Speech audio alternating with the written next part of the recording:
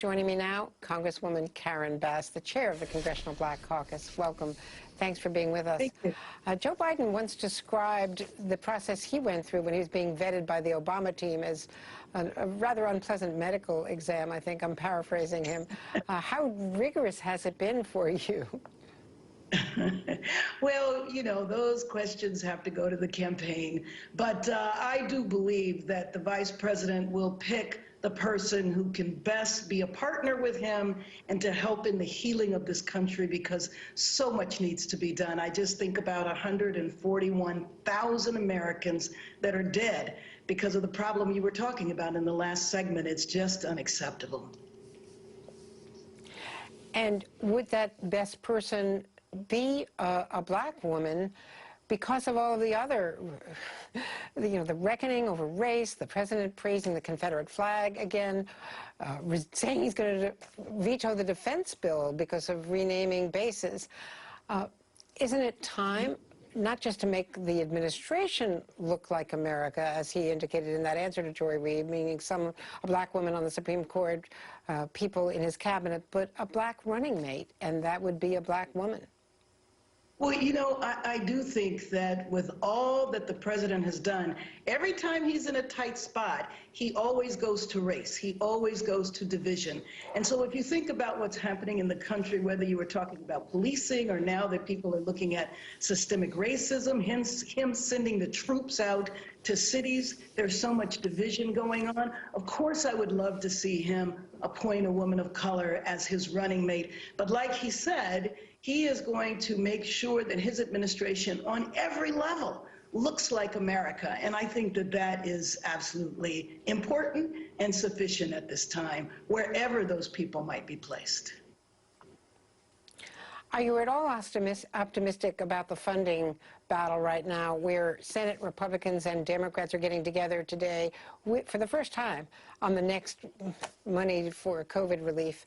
And they're about $2 trillion apart, so the gap is huge, $1 trillion versus $3 trillion from what the Democrats are wanting. But the Senate Republicans are not on the same page as the White House. Does this make it better or worse for getting a result?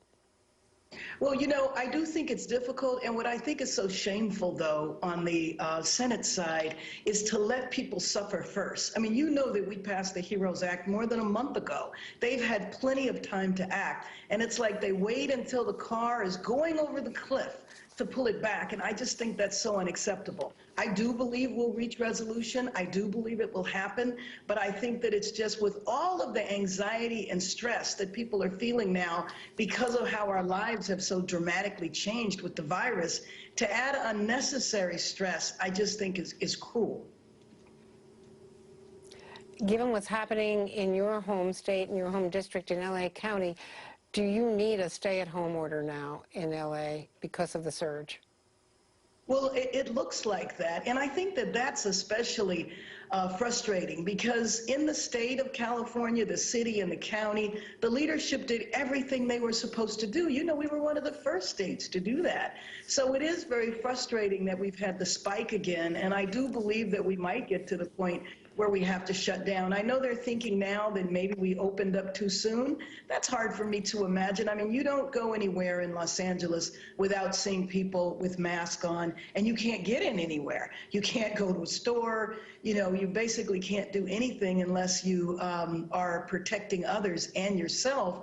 So I think it just shows how difficult the COVID virus is, how difficult it is. And then you have states, of course, I mean, look at Georgia, where the governor is going to sue the mayor because she's trying to protect the people in her city. It's just craziness.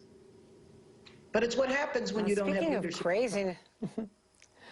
Speaking of craziness of a different sort, according to Congresswoman Alexandria Ocasio-Cortez, after votes yesterday, she was really attacked by a colleague, Representative Ted Yoho of Florida, who called her a terrible name, a really outrageous attack on her, using the F word.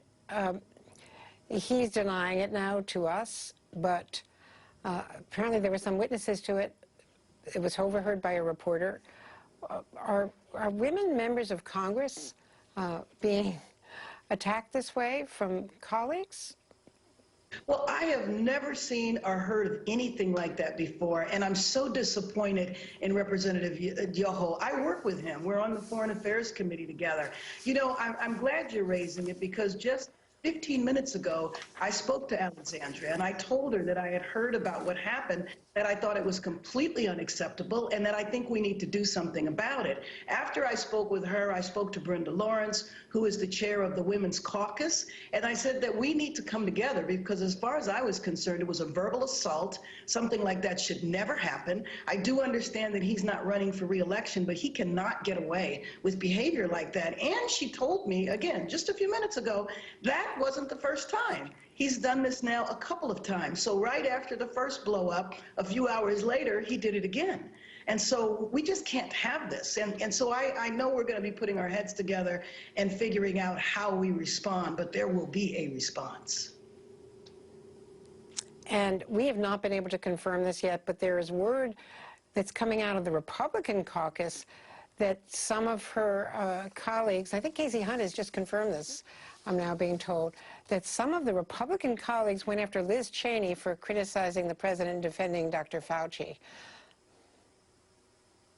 I don't know what's the matter. These boys they talk about craziness, that they seem to be losing it over there. But we're just not going to stand for that. We have a woman speaker. There is a woman that runs this house, and we're just not going to stand for that. So if they are treating their own that way, I guess it shouldn't be shocking, but I do think that we need to do something. I also just finished sending... Liz Cheney is the third-ranking member of the Republican caucus. I just want to point out she has a leadership role. Right. I mean, they only have a handful of women over there to begin with. You would think they would treat them like gold. Karen Bass, it's always a pleasure. Thanks for being with us today.